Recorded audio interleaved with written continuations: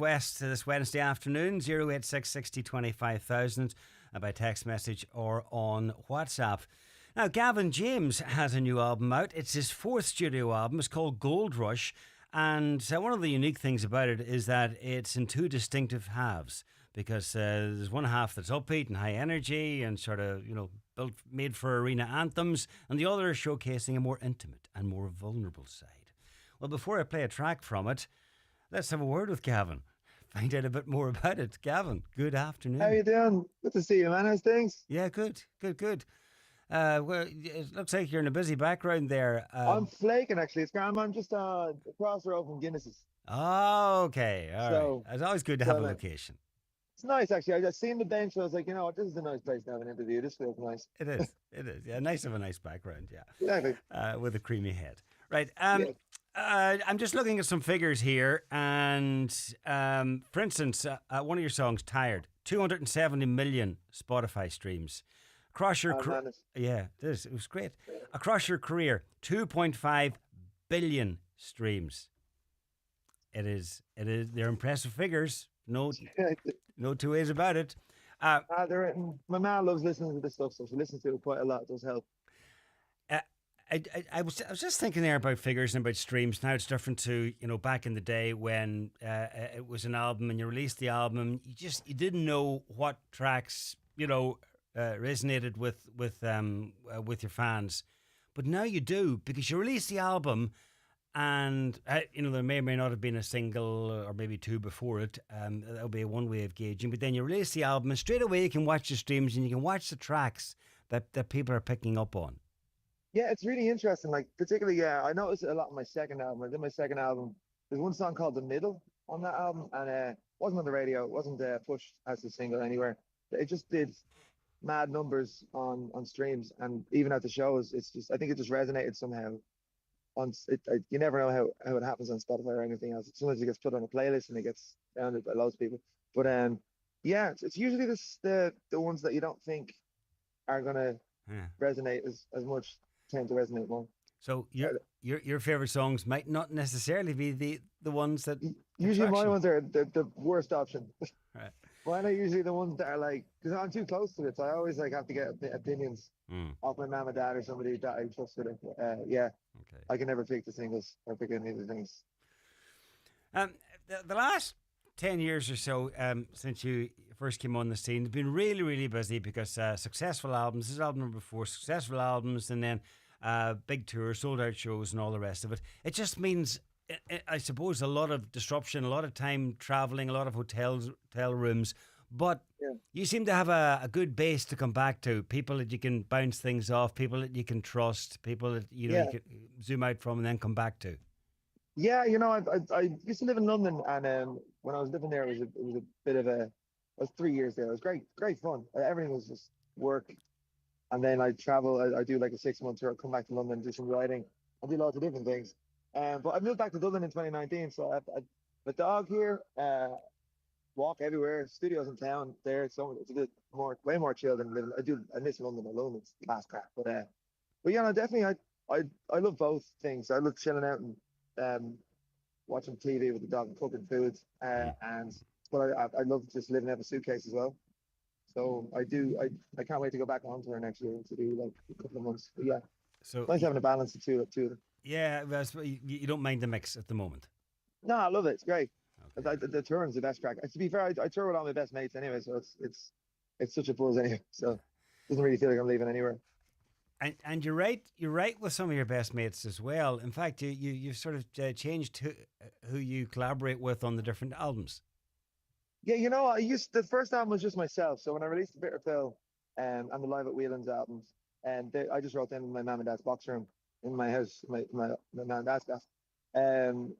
And second album, I started writing with one guy. His name is Ollie Green. Me and him just always write together. We wrote always together, and that's when I moved to London. And I wrote with him. I always wrote with him. Still write. There's lots of songs on this record. The single I wrote with him, Ollie Green.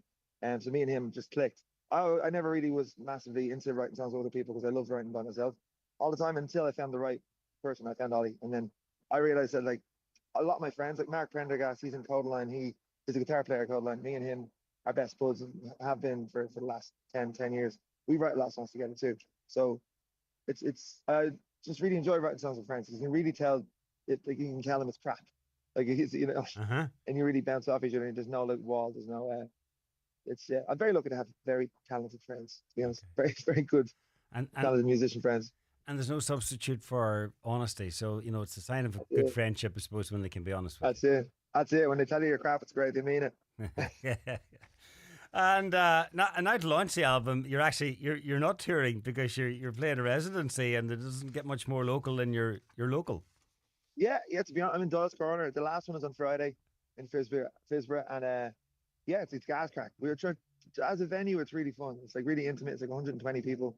We did have like 140 people in there on Saturday, which is madness. Mm, Because it was roasting. But no, it's really really fun. So the last one's on Friday. okay. I'll be going on a little earlier, so I can have a few pints afterwards. Yeah.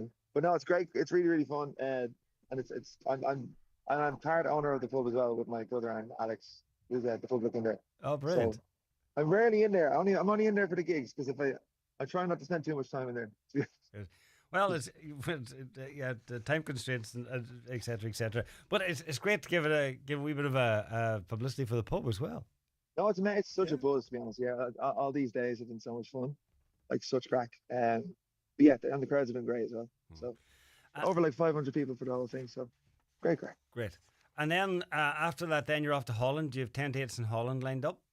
We're doing like nearly 3 weeks over there, which is gas because Holland's tiny. But I've only ever really played in Amsterdam and Groningen and a few other and Utrecht and stuff. So we're doing all these like rural gigs in different parts of Holland. So I'm buzzing for that. So the gas. Okay. And then what are plans, any any details of an Irish tour yet, or where are you going after Holland, or anything in the diary? At the moment, definitely next year. I'm going to be putting something together for next year. Maybe a few little cheeky gigs at Christmas somewhere. Maybe I'll Okay. go down to Cork. I'll go down to All right. Galway or do some. Maybe do like a little secret one in Dublin somewhere. But yeah, I'll say I'm saving a lot of stuff for next year. To All right. Well, you have form now, seeing as you've started it all in your own pub. be fair, yeah, I could just play there every night now Yeah. till Christmas. It'd be great. Yeah. Yeah. One other question: Why two halves? I mean, this would again back in the day, it probably would have worked on an album. You'd Yeah, have one half and then flip it over, and you'd have another half. But this is two distinct halves, and yet most people are probably going to access it streaming. yeah. You know what? It looked well on the vinyl, so as well because it's like 6 songs on the one side and 7 on the other. Yeah. And mostly, I mean, I was trying to figure out what way to do the album because obviously I wrote like a lot of songs. I wrote like the guts of like 80, 90 songs for this project in general. So originally it was all upbeat, kind of just like similar to the opening song of Goldrush, and it's very kind of 90s throwback electric guitars and big bass and big drums and big everything. And more rock kind of orientated. And I had a whole album kind of that stuff. Mm. And I kind of realized when I was putting it together that I should have a little softer part of it. And then I just started writing a lot more things towards um, the end of the album cycle, and all them things to the second half of the album. And they're a bit more melancholic and a bit more, yeah, just they're not sad. They're like uplifting sad. They're not like super sad tunes, but they're very Hmm. personable songs. So yeah, I just thought it'd be a kind of good idea to have two sides and start off on a high note and finish on a relaxed kind of buzz. But yeah, it's a buzz. Yeah, buzz to Relaxed. do it. Relaxed Yeah. is a good word. Relaxed. Yeah. Yeah. I think Yes. that's kind of sums it up. Okay then. I'm going to play White Noise. Talk it in, or talk See, it up, or White tell us. Noise. Which one is the new one? The Storm Warning's the new one. If you want to play that one, Which just one? spin it out. Storm Warning is the new one. If you want to play, spin it out. Oh, is it? Okay, well, I can do that. I'm going to have to get it's on the same channel as you're on, but I can do that. So talk that one up then. Oh, Storm Warning. Oh, it's the new one. I wrote it. It was one of the last songs I wrote for the record, and it's the lead single of the album. So, All right. a lot of big brass horn sections, a lot of big choirs and stuff. So the choir is actually just me and my sister singing 16 times together. So it's a buzz. Definitely one of the fun ones to play live as well.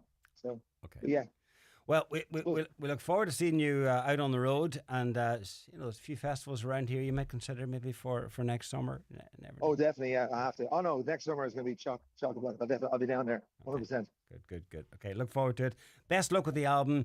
I'm gonna just kind of do a bit of filling in now while I get that track lined up. But Gavin, thanks a million. Taking some time out. Look after Pleasure, yourself. man. Thanks so much. Have a good one, bud. Cheers. All right.